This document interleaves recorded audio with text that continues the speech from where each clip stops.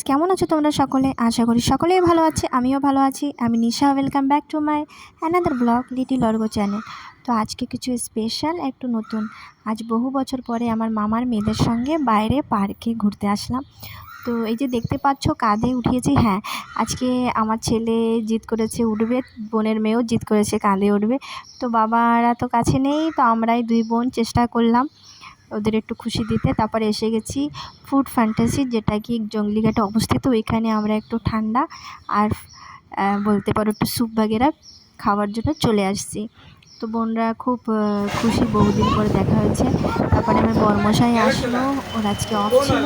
তো ছেলে বাবার কাছে আইসক্রিম খাওয়ার কথাটা বললো। তো আজকে বোনরা বলেছে, দিদি এত বছর পর দেখা, আমরা তোমাদের ট্রিট দেবো। আমরা বলেছি ঠিক আছে। তারপরে আমরা গিয়েছি, খুব ভালো লেগেছে। আর ছেলে রাগ হয়েছে, আইসক্রিমের ডিসক্রিপশান দিচ্ছি, দেখো। আর যে আমার নতুন চ্যানেল নতুন, সরি, তারা নিশ্চয়ই আমার চ্যানেলটিকে লাইক আর সাবস্ক্রাইব নিশ্চয়ই করে যাবে। আর এই যে আমার ছেলে খুব কিপটামি করছে, দেখো আইসক্রিম আমাকে দিতে চাচ্ছে না কোনো মতে। আমি একটু লড়াই ঝগড়া করে যে দেখো টেস্ট করে দেখি, দিচ্ছে না।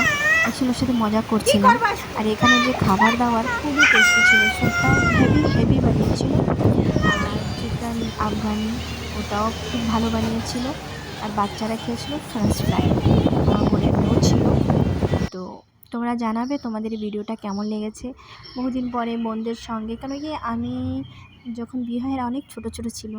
এখন এরা কলেজ টলেজ পড়ছে, স্কুল কমপ্লিট হয়ে গেছে, কেউ জব করছে।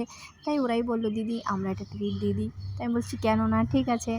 আর ছোটো বোনরা এত কষ্ট করে বলছে, তা আমি ওদের সঙ্গে এসে গেছি আজকে।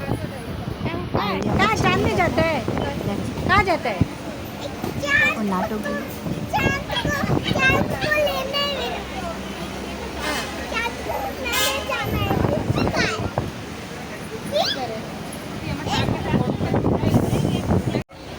इधर आओ, इसको रखो, लेके जाएगा उस लोग, रखो, टूट जाएगा तो फिर अब पापा गुस्सा करेगा। बाबा राग करबे।